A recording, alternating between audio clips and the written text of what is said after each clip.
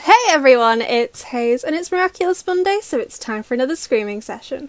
Hello everyone. And in today's screaming session we will be taking a look at Pretension, which so far, not gonna lie to you besties, I think is one of the strongest episodes of the season because turns out, now I've really thought about it, I haven't actually enjoyed this season all that much. Anyway, we open with Kagami, who leads the most boring life ever. I swear to God, girl, just jump out of a moving vehicle, you look like you want to. Meanwhile, Adrian and Marinette are FaceTiming, and oh my god, I'm a Virgo, and not even I am this organised, Marinette, wow. But, you know, maybe if you both did the identity reveal, it would be a hell of a lot easier to go meet up on a roof whenever you wanted, just saying. Think about it. But then Marinette is like, shall I wear a disguise in case your dad shows up? Like, Marinette, when has that man ever come and got Adrian from school? When? Like, you used to stalk him, you know this boy's schedule, you would know the answer. And the answer is never. I don't understand him most of the time. But best boy Maurice smiles when Adrian says he'll keep their secret, like he is the best, and I am flat out refusing to call him by his real name that was announced in the Miraculous Secrets thing. It sounds like the name of Elon Musk's next baby, so I'm not doing it. He will forever and always be Maurice on this channel, and I do not mind having the burden of having to explain to every single person who's like, who's Maurice? I will explain, okay? Because that name, they did him dirty, I'm sorry. This amazing man, I think he's amazing, did not deserve that. I'll say it here now.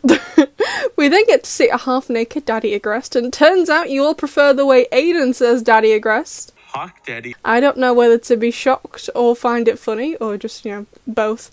Oh, and Natalie 100% enjoyed the scene. You can't convince me she didn't. And I would say Tomoe did too, but she's blind, so, and I also don't really think she thinks of Gabriel Babes that way either. But one thing they do share is the plot to kill two teenagers, so two other teenagers can date. If this doesn't sound like the plot of all of my Harry Potter fanfictions I wrote when I was 14, then I don't know what to tell you. Adrian and Kagami leave fencing, and Marinette just shows up like, where have you been on your bike? You live next door. And then Kagami calls Marinette out for being a psycho fangirl. Ele acha que eu sou só mais uma fã que te segue por aí, te dá presentes tricotados e conhece os aniversários dos seus nomes do meio. Mas você não era assim mesmo, Marinette? Amazing stuff. So Kagami's car rocks up and Tomoe is like, you kept me waiting, and I swear to God I counted this. It's like 20 seconds before Kagami gets in the car, almost half of which Kagami spent walking to the car. This girl's mum, I swear to God, I could not live with her. And at the same time, Maurice rocks up to get Adrian where Marinette said we have 4 minutes. That was not 4 minutes. Either no one in the show can count, or they all have a really skewed perception of time. So they arrive at the Agrest mansion and we get this lovely shot, triple-sized human version portrait of Gabriel and Adrian. Like, do they both regularly forget what they look like, so they needed to put this up? Like, do they not have mirrors in the house? Are they vampires? That's literally the stupidest thing I've ever heard. Gabriel Babes offers the 2 pancakes when they arrive and is like, Adrian, why don't you go to your room? And oh my god, even though I know the outcome of like this whole section of the episode, the whole time I was like, do not leave it. And oh my god, he is traumatized. He's just stood there knowing he can't leave but not understanding why someone bring me the tissues. So now, the Pretension pancake sequence. And I do not think I am ready to listen to this scene in English because Gabriel Babes is so nice during all of it, but like in a creepy way, you know what I mean? And Gabriel's voice actor is, like when he's being nice, it's just even more creepy. Like, I've mainly been watching this season in Portuguese and French, and don't get me wrong, still creepy when he's nice, but the English one, another level. Oh my god, I'm not ready for it. But I'm sure it's going to be amazing. This whole sequence is just chef's kiss perfection. Delicious. But I swear to God, if this was me in this scene, I would have slapped Gabriel Babes at least once. Oh my god, he was horrible. But then we get the comeback of the century. First, Marinette runs to Adrian, then turns around and tells Gabriel Babes his pancakes are tasteless, and then she leaves and almost has a panic attack. What a mood. Iconic. Love her. So, while all of that was going on, Kagami and Tomoe are still on their way home or wherever it is they're going. Like, where do you live? Belgium? And Tomoe says, O que é isso aqui, Kyoko? and the first time I saw this, I was like, I don't know, a stick? Turns out she was pointing to the ring. She wasn't showing Kagami. She wasn't showing Kagami that. Oh, I didn't get it at all. Anyway, so Felix is chilling on the roof and somehow with his fan tears the roof off. Okay. I don't know how exactly you did that with a fan, but alrighty then. And the car is like, sunroof activated. And I mean, Tatsu isn't wrong. I guess.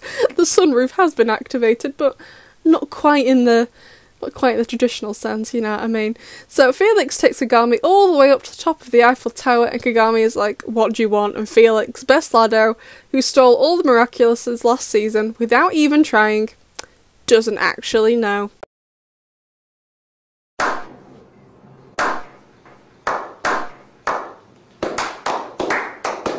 But he kind of confesses his feelings to her, or not. I think it can be interpreted either way, but if we interpret it as feelings, oh my god, it's adorable. Oh, he's like, I can't stop thinking about you, so cute. And Kagami is like, this is not how human interaction works, as if she totally wouldn't have done this like 2 seasons ago. I'm just saying. So Marinette is still wandering around in complete and utter shock, like, did she walk the whole way back home like this?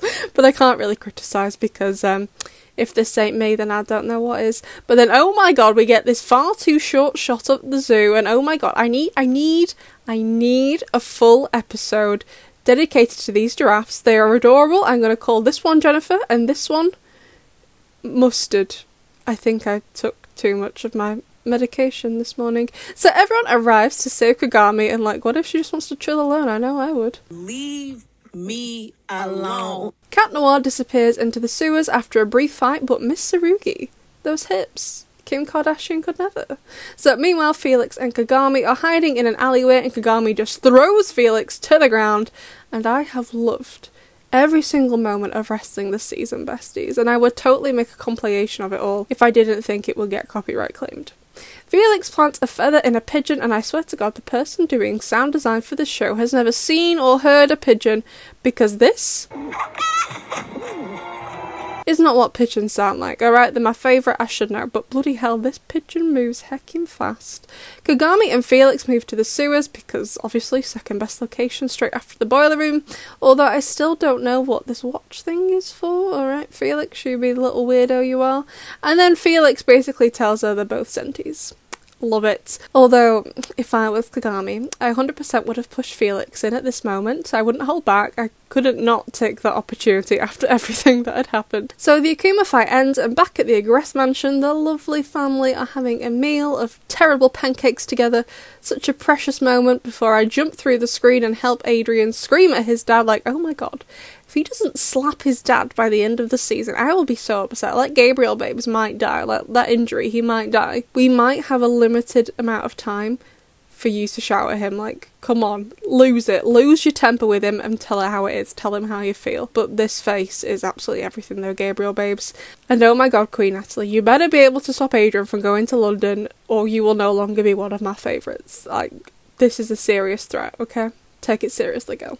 So the episode ends with Kagami and Felix meeting in the cinema or the movie theatre, and oh my god, there's no one in this damn City Watch films. It's always empty in here. Like, turn it into something else more useful. I don't know. They all really enjoy the sewers. Make a sewers extension. Or hang out in the sewers. Anyway, besides the point, Felix and Kagami end up holding hands. I don't even ship it, and I still love it. So let's take a look at the fan art this week. We have 2 pieces from Make Locker. One is of Chloe as Queen Bee, looking fabulous as always with the drill hairstyle. I do miss Chloe as Queen Bee. And the second one is of Chloe using the Peacock Miraculous, and once again with the drill hairstyle. It's iconic, will never go out of fashion.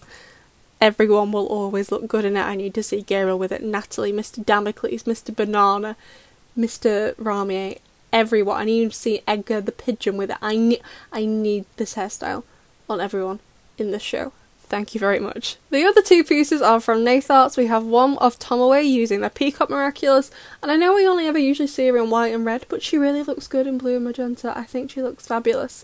And the second one is of Luca using the Dragon Miraculous. Now, red is a bit of a quite a different colour for Luca, but he pulls it off and he looks absolutely fabulous. So thank you to everyone for sending me their fan art. There will be a poll up tomorrow so you can vote for the next screaming session. However, there will be no screaming session next week because next week we will be doing the meme review again. What was your favourite moment from this episode, besties? I'll see you in the next one.